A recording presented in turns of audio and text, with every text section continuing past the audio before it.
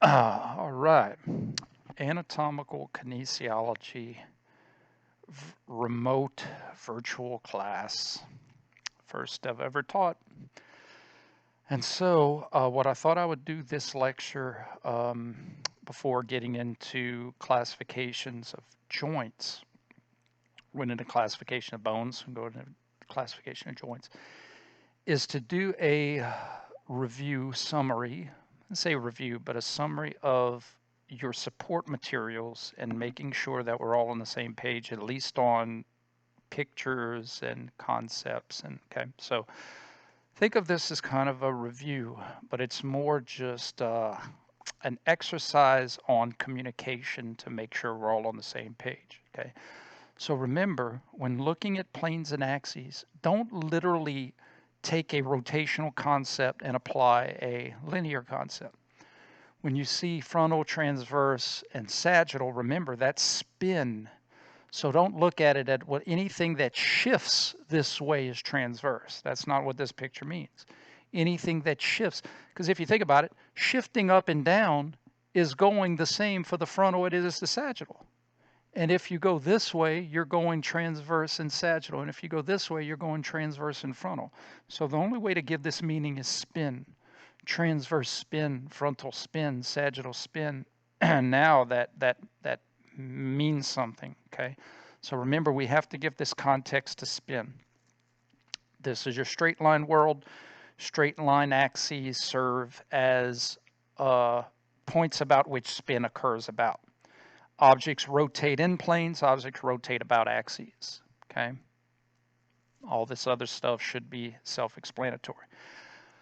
There's no other way around it, guys. I gotta kind of go back and forth to the computer that has this stuff on here and the computer that I'm recording it, okay? So just bear with me, we'll make it work.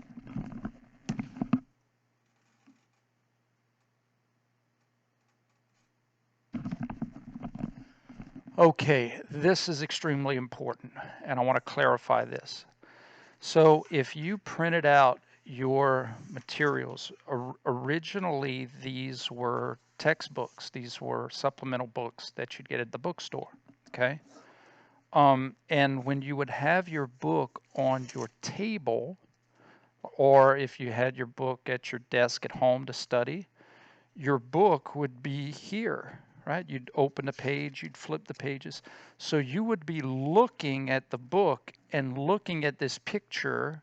Like if I snapped the picture and I froze it on here, this image, like I burned the image, look, like I burned the image, you'd be seeing it like this, okay?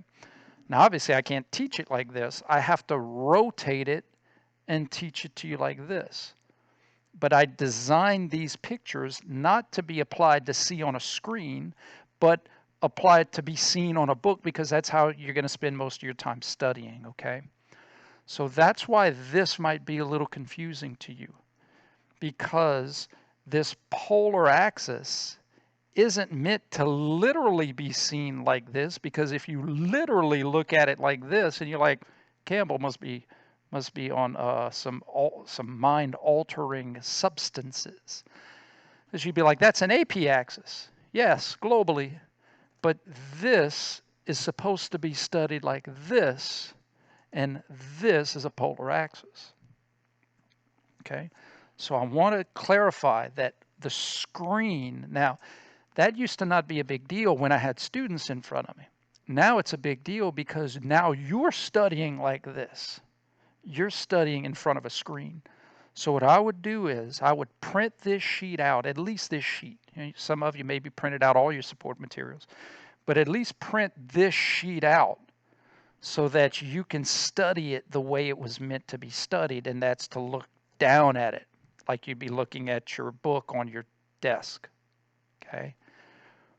Polar axis. Bilateral axis, that one actually doesn't change, whether it's here or whether it's here, okay? But the AP axis changes. That AP axis looks like a polar globally, but it's local. It's meant to be like this, okay? Again, 24-hour virtual office hours. If you don't understand or aren't clear, give me a chance to better explain it to you, okay? But I wanted to go over why that may not make sense the way you're seeing it, that it was intended to be studied flat on your desk.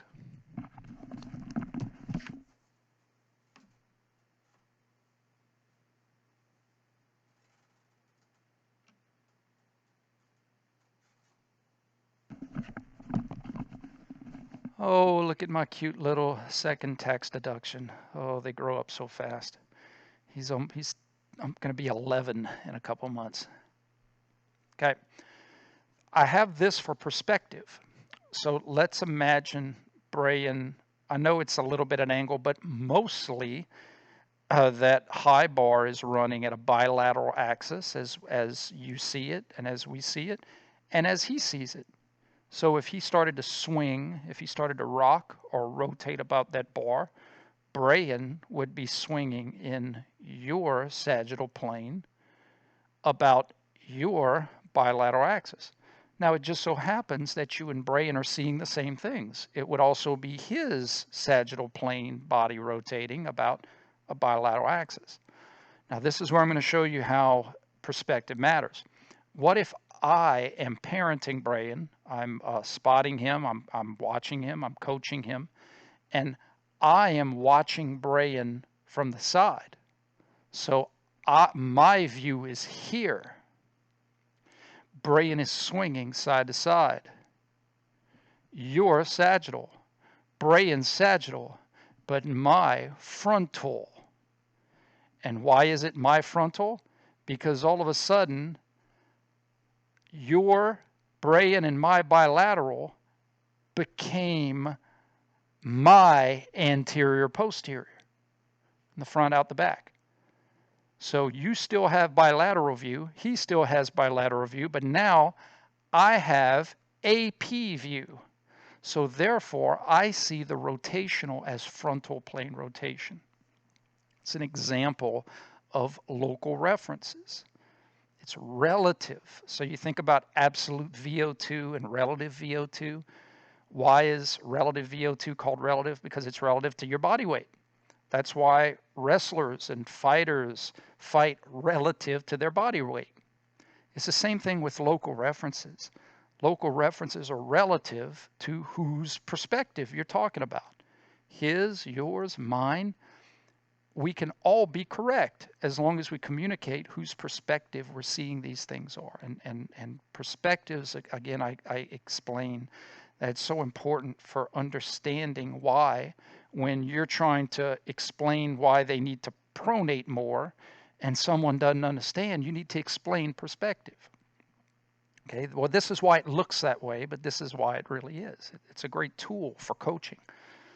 And then I also explain why understanding global is important, because a lot of times we instinctually use global references, ground and gravity, to look at human movement.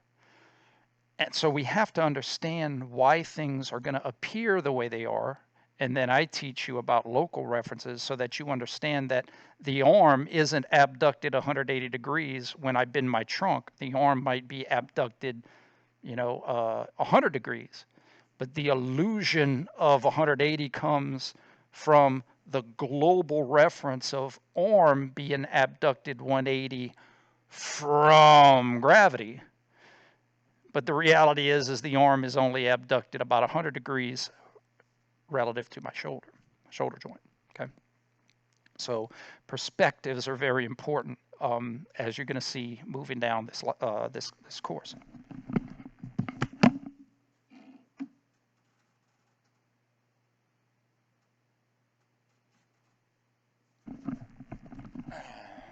All right, we talked about two major positions, universal positions. One is a universal starting position of anatomical, and the other is called fetal position, which is a compressed, getting your mass as much into a ball as possible, bringing your mass as close to your center as possible. The road to go from anatomical to fetal passes through the sagittal planes of all your different joints. Sagittal gets you into fetal, sagittal, sagittal, sagittal, sagittal, sagittal. So the road from anatomical to fetal is a sagittal plane road. The direction of motion on that sagittal plane road is flexion and extension. Flexion gets you into a ball, extension gets you out of a ball.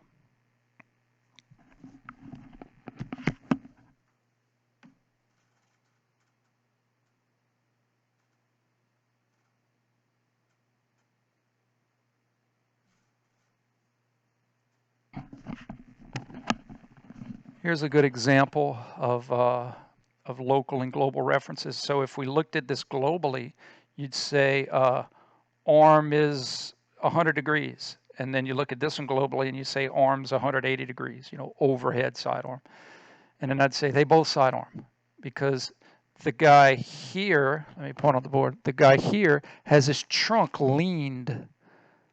So in other words, if you look at this picture and you tilt your right arm to your right ear to your right shoulder, you're actually going to see the same angle change as you go to the picture over here. It's just this picture, Pedro Martinez, isn't leaning as much as this guy. If we took Pedro, like a click and paste, like on a computer, like a click and drag, we took his body and I clicked it and I dragged it over and then I rotated him. I'm trying to do this in a mirror. I rotated him over. So that's why his shoulder, which is attached to his trunk, is going to go along for the ride and make it look like his arm is doing something different, but it's doing the same thing.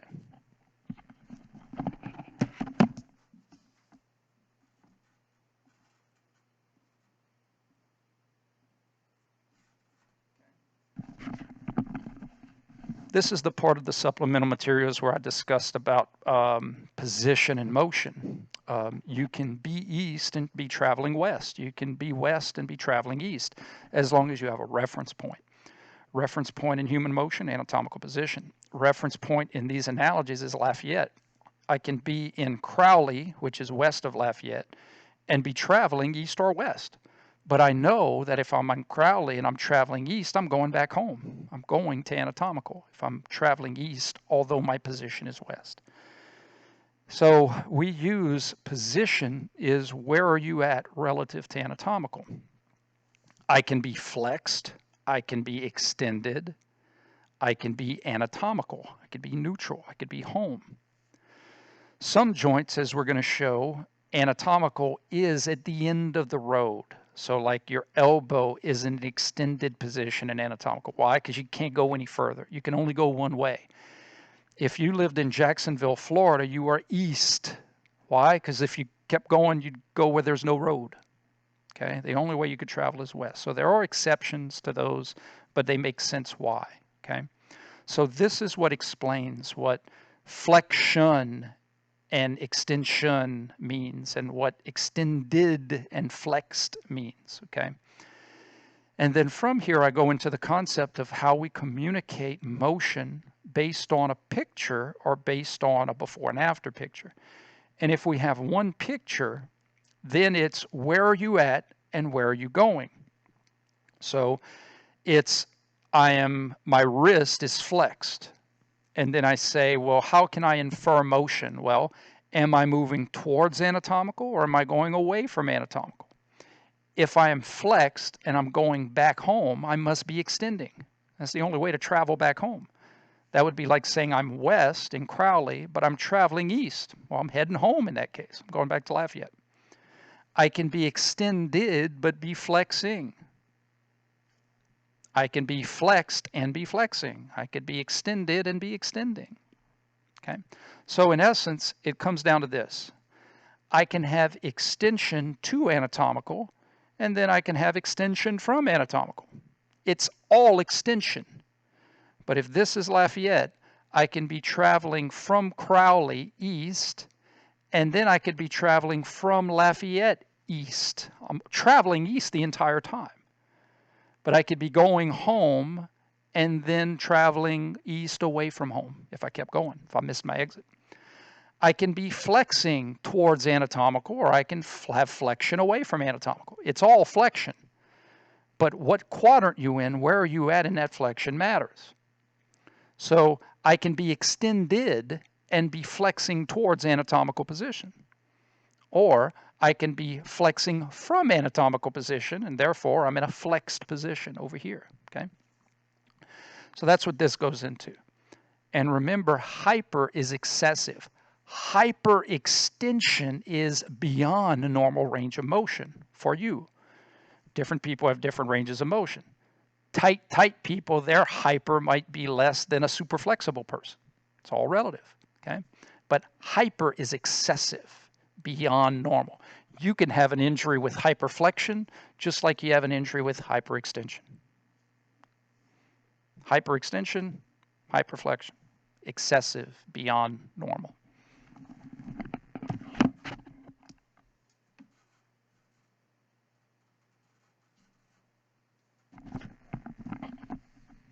All right, so let's review how we can infer motion with still pictures and then before and after pictures, okay? So this picture, this exercise machine, obviously if they're taking a photo, a stock photo for an exercise machine, they need to not move, right? Hey dude, be still so we get this picture, because if they move, they may get blurry pictures, right? So I can ask myself, what position is this person's knees? Well, they're not in anatomical. They are more in fetal. They're flexed. His knees are flexed.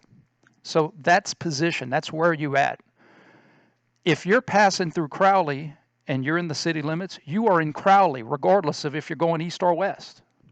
Okay? So position doesn't necessarily infer direction of motion. Position is just where are you located? Where is your joint located relative to anatomical? His knees are flexed. So how can we infer motion with just a still picture? I got to give you more information. Is his knee joints rotating towards anatomical or away from anatomical? Or another way to look at it, is his knees rotating away from fetal or towards fetal? Two different forms of the same question. So if I say, from this flexed position that you see here, you start observing knee motion towards anatomical position. He's going home. Well, I know right away that must mean he must have knee extension, because the only way for his knees to go back home is to have extension from this position. If I give you this picture and say, from this position, his knees are moving towards fetal position, flexion. Or another way of saying that, his knees are moving away from anatomical, flexion. See that? So we can infer motion. Another way I can infer motion is using the still picture as the after. So what I mean by that is, I start in anatomical position and I finish in this position. How did I have to move to get there? Okay. So if I start here and I do this, that's shoulder flexion. I'm going to get into shoulder where ESPN has brainwashed you into thinking this is shoulder extension.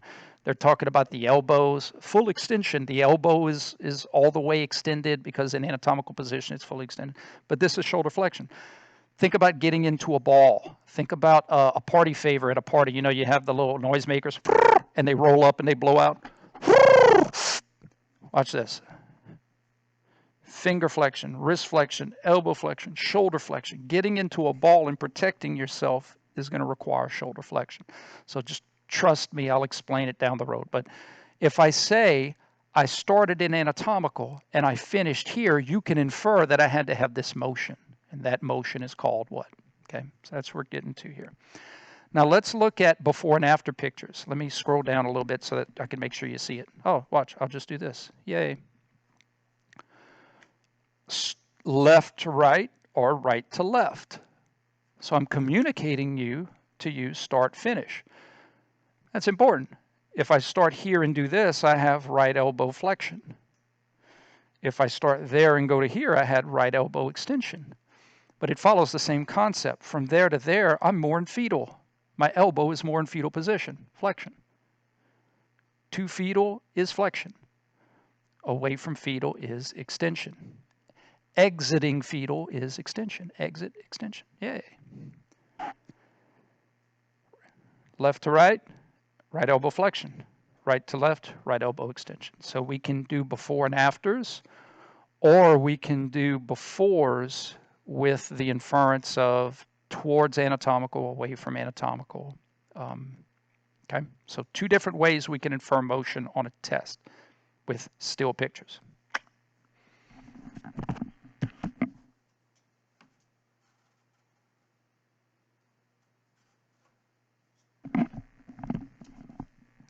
You know, remember Olaf, I don't have a skull or bones. He says bones.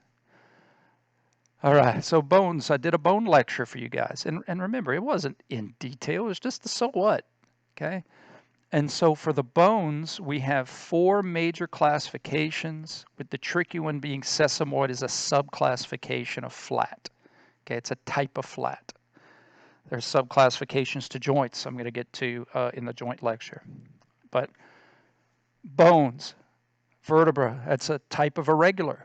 You have a few different irregular bones that don't really fit one niche. They fit a specialty niche. They do very specialized functions. Okay, ribs, flat. We have flat bones that serve as protection and origins for a lot of muscles, for muscles to pull. Your ribs have a lot of muscle attachments on there, and they protect the organs, right? Scapula, a flat bone, protects posteriorly, because at least my eyes I could see in the front. I could kind of defend myself. I got to have some extra protection on my blind side. Cover my 6. Watch my back. My scapula kind of protects my back, and serves as muscle attachments for a lot of scapular and shoulder bones. Okay. Short bones, like the bones in the foot, short bones that can glide and shift and dissipate force. I went over that in the lecture. And then long bones for movements. Okay. So even though, again, the sesamoids are listed on this little picture, it's a subclass, and I go into protection, increased range of motion, irregular, flat, short, long, and then sesamoid is a subclass, okay? All right. So joints is what I'm going to get to next. So I actually lectured a little bit about joints when I got into, you know, allusions from here to there is the same thing as there to there. Joints are articulations coming together, connections of specific bones. Now, anytime a bone comes together with another bone, there is an articulation there. It's a joint. It's just that we have different types of joints. There's different ways they could come together, okay? Think of it as relationships. There's a lot of different ways you could have a relationship. You know, I have a relationship with my brother and my sister, and I have a relationship with my mom and dad. I have a relationship with my wife. I have a relationship with my children. I have a relationship with my high school friends, and I have a relationship with my college buddies. Every one of them has the R word, relationship, but they're all different. They're different classifications. There's different classifications of love. There's different classifications of relationships. Same thing with joints, okay? Some joints articulate and do not move about each other, like the sutures in our skull. I'm going to bring our skeleton over, okay? So you think about, I'm actually going to turn this video this off, so that way you could see, and I'm going to go through the different joints with my skeleton. No, actually, you know what I'm going to do? I'm going to give an overall overview of joints, and then when we get into the specific joints, the specific sub joints, then I'm going to do one with the lights out, and projector out, classroom lights on, okay? So I know this could be distracting. So I'm just going to talk about the overall main classifications, and then in my next lecture, I'm going to go into detail about the different subclassifications, okay? Now, keep in mind, this class is very interested in movable joints, bones that move about other bones, okay? But not all articulations are movable. So remember in biology, you looked and you said, man, what are all these cracks and crevices and these creases, these sutures. And those are fused connections between bones, joints, articulations. This articulates with that. Think of it as states, and some states border other states without rivers, fluid borders that can kind of move and erode, but just land. It's just, we got to draw the line somewhere, and we draw it right here. So it's just a physical connection. It doesn't come apart. It doesn't shift. It doesn't move. What about earthquakes? All right, you. But the point is that these don't move about each other. Well, why do we have them? Well, one of the trade-offs of having the minds that we have, the big skulls, the big brains. Now, we have the same primitive parts of our brains, like the amygdala, as other, lizards and alligators. We have our ancestors, but we have different layers that they don't have that make us unique and special, right? The problem is it takes a long time to develop the potential of the brain. In fact, your brains aren't going to fully mature. I know that's relative. I'm 43, and my wife says I'm not fully mature until you're about 25 years old.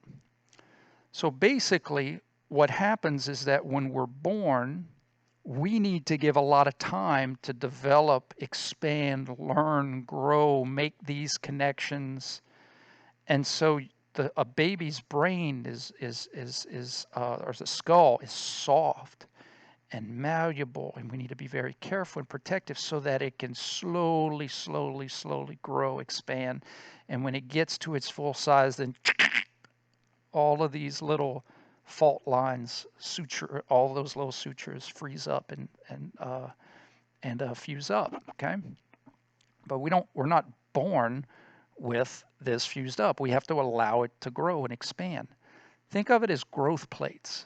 Think of it like that. It's just growth plates that have eventually fused up, just like your growth plates and all your different long bones places eventually fuse up after they've done their job in letting you grow longitudinally, okay? This is kind of like a growth plate in that regard, okay? So we have other examples of these types of joints, but we got to give it a name, so we call them synarthrotic. Synarthrotic joints, non-movable articulations of bone. We have other examples in our pelvis. We have 3 bones, remember, ilium, ischium, pubis. Once again, they're allowed to grow, and then when you're done growing, they fuse up, and that's and that way they are allowed to expand, and then once they expand, they are glued shut. Okay, so articulation of bone, no movement at all. And then you have the other extreme. You have, I'm going to get to the one in the middle because there's always one in the middle. The other extreme is diarthrotic joints, diarthrodial. Okay, diarthrotic joints. That's the ones we're interested in, man. That's the elbows and the ankles and the shoulders and the radial ulnas, the ones that give us significant motion. If the synarthrotic is no motion, this is the opposite of that. This is significant motion that's going to allow us to be human, to have activities of daily living, and to cook and to clean and to play sports and to do all the things that we do. So most of our time, all of our time, is going to be spent on diarthritic joints. However, understanding synarthrotic joints is pretty important because for some of you, you're going to create synarthritic articulations. Like when you fuse vertebra in surgeries, you're creating synarthritic fused articulations. And what you gain in stability, you lose in mobility. You're going to hear me say that a lot when I get to shoulder and hip joint arthrokinematics.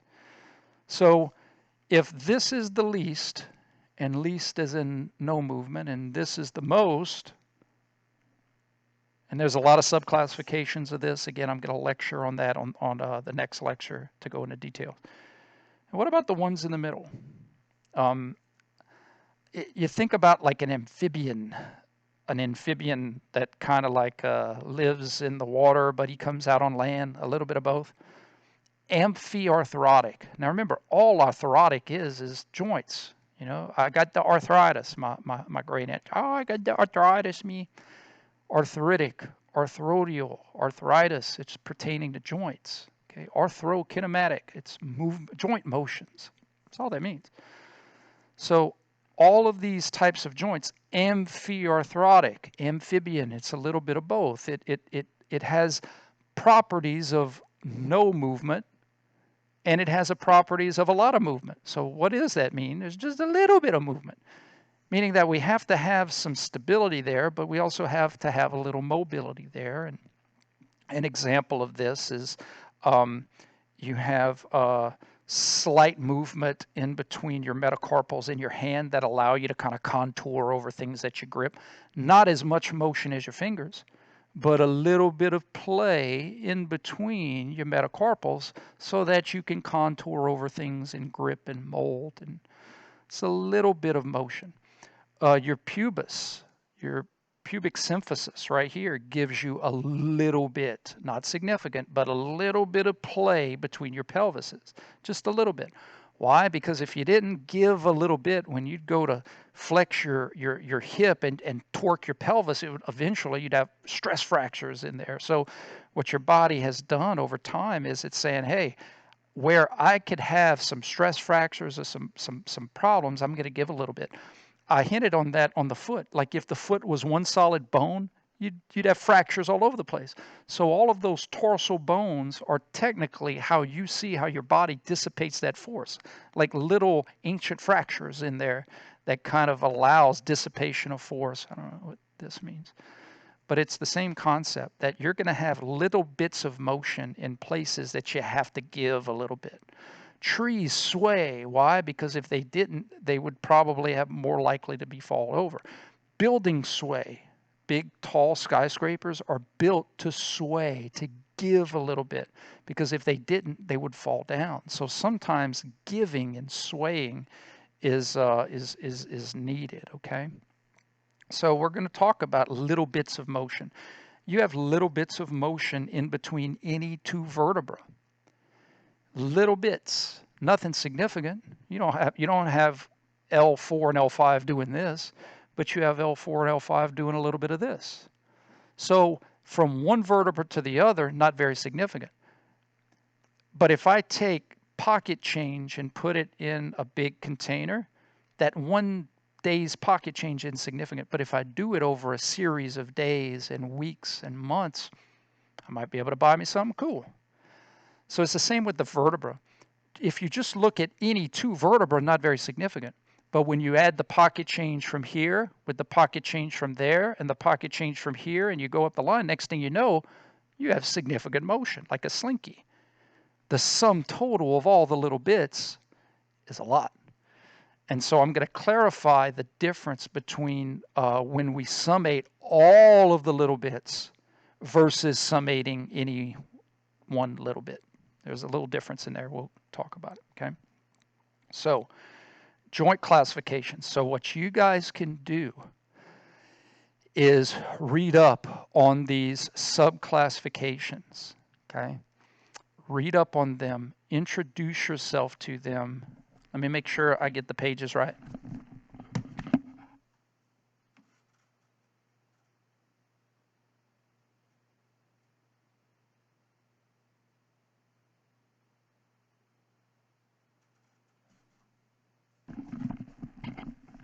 So read up on them, and I'm going to develop and master those concepts with you on the next lecture. And then moving on, I already talked to you guys about what hyper means, right? Hyperextension, hyperflight, excessive, beyond a normal range of motion. Then once again, one of our commandments, right? We rotate in order to translate. We can't translate joints. That would be a dislocation, right? So we have to rotate. We can spin things to move the distal segments while keeping the proximal segments connected. And proximal just means closer to, and distal means further away. And that's relative. My knuckle could be distal to my wrist, but be proximal to my interphalangeals over here, okay? But the concept with rotations is that the proximal parts stay close so that the distal segment can fly all around. Okay? But if the proximal and the distal both move the same, that would be shifting. That would be linear motion. That'd be pure translation. That would be a bad day. That would be a dislocation. Okay? And then I get into concepts of functional circle of reach and sight. I'm going to get into those obviously a lot more, but basically it's the concept that all of these individual players, fingers, wrist, elbows, are a super ultra three-dimensional fancy etch-a-sketch that allows us to put our hands, that's what makes us special as humans, right? What we can do with our hands, defending, working, cooking, inventing, building. We need to be able to put our hands in an infinitely many points all over our functional circle. Now, what our functional circle is, imagine this bubble of reach. The highest point you could reach up to the side, to the front, to the back. Now dip, baby, dip. Come on, dip, baby. All right, stop, Brian. Stop trying to be funny. It's our functional circle, and I need to be able to get my hands anywhere in that circle because I don't know when I'm going to need to catch something, defend something, grab something, work on something. You have to be able to work in your bubble. And part of restoring function to clients is getting them to be able to work in their bubble. Okay? So when I say functional circle of reach, that's what I'm talking about. Sometimes you need joints to work together to get your hand as far across your bubble as possible. And sometimes you need joints to cancel out so that your bubble, your hands can reach very straight across without deviating. Now, your hand translates, but only because your shoulder and your elbow rotate. From here to there is because of shoulder rotation combined with elbow rotation happening at the same time. This plus this gets you this. And I don't know what that is, okay? Psychedelic. So functional circle of reach, I'm going to talk to you about functional circle of sight, that your cervical, trunk, pelvis, and hips work to get you to see things, whether it's to keep your eyes on things, if a defensive back needs to keep their eye on the ball, or if there's just somebody you're like, whoa, I don't know what that person's up to, and you want to keep your eyes on them, you may rotate your whole body to get away, but you rotate your head so that you never lose contact with what you're trying to keep your eyes on. Or you could summate motion. If you're facing this way and all of a sudden you need to look behind you and you know your neck can't do all of it by yourself, then you're going to twist your trunk. You're going to rotate your hips. You're going to rotate your pelvis so that you can see in the opposite direction. We're not owls. So we have to use movement strategies in order to get our eyes to data process in a 360-degree window. Or keep our eyes fixed on something while the rest of our body might be doing functional circle of reach tasks. And functional circle of reach could be feet too, right? Functional circle of reach, reaching which feet get you out of danger while you're keeping your eyes on danger, okay? All right, and then finally, this little review, I have common joint motions in the sagittal, frontal, and transverse plane. Those are just some of the more commonly used ones. We're going to get into specialty stuff, and then we'll get into illusionary stuff, okay? So to review, I wanted this lecture to be a one of communication, one of transparency, and one of clarification, to make sure that we're all on the same page, literally on the same page. And again, teaching virtual, I lose the element of practicality of the textbook, specifically for those planes and axes with the CDs. And I wanted to explain to you guys that when I'm showing you something here, it's meant to be viewed by you on your desk here. And now that you may be at a computer looking at this, I really need to emphasize that, hey, this isn't it, this is it. So again, I'm going to pull up the sheet and remind you to either print it out or I would just print it out and study it the way it was meant to be studied. Okay, I'll pull up that page again.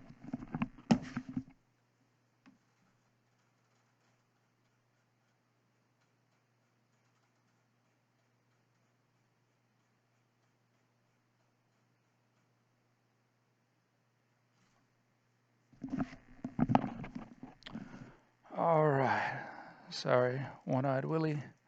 I gotta get One-Eyed Willie a patch. Go find his rich stuff.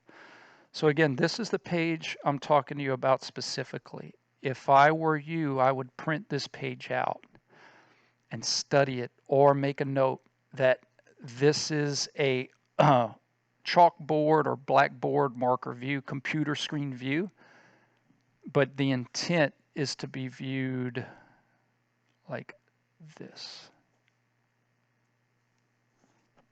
Watch, let me show you another way to look at it if you don't quite understand what I'm saying. Okay, so here you see polar axis. I'm going to ruin this $1,000 manila folder just for you guys' education. Look, polar axis. And then you're like, what in the world? That's not a polar axis, it's an AP. But if you were studying this on your desk, like a piece of paper, you'd see that that's a polar axis. But when I take the information from your desk and then rotate it for you to see it on the board, that's how it looks. So again, this was a teaching tool so that I can show you on the board, but your book is here on your desk, and therefore it made more sense that the polar axis would be going through your book, be passing through your book, okay? So this is this on your table, all right?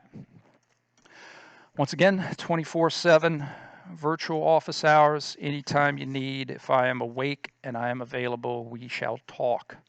We can FaceTime and clarify any questions you have, okay? All right, guys, be well.